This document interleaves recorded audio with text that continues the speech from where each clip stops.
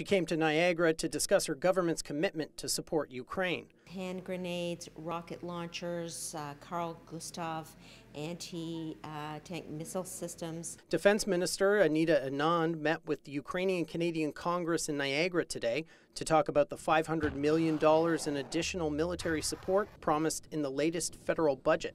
That speaks to the level of commitment of our country. The Ukrainians need those weapons as soon as possible. Irene Newton from the Niagara UCC says her biggest concern is how long it will take for the additional military aid to reach battlefields in eastern Ukraine, where a large Russian assault is expected soon. The budget still needs to be approved, and the House of Commons is on a break until Monday. So we're just a little concerned as a community and as the Congress that before this gets passed, it's going to be another week or so. And even then, it will still take time for the weapons to reach Ukrainian soldiers. Earlier today, Ukrainian President Volodymyr Zelensky released a video detailing a specific list of weapons his country needs.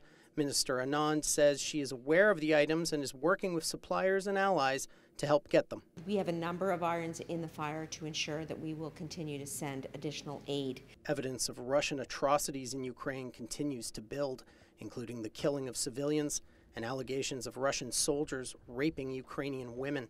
I asked the minister if she thinks Russia is committing genocide. I think a very strong argument can be made that this is indeed of that nature. I think it's pretty visible what's going on, and our concern is that this needs to be dealt with as soon as possible, that these war crimes have to be taken to the Security Council and Russia has to be dealt with accordingly.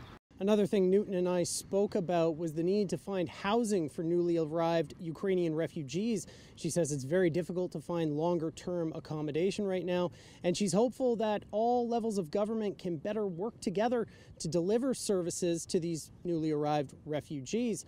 That's a message that she hopes the defense minister will take back with her to her colleagues in Ottawa.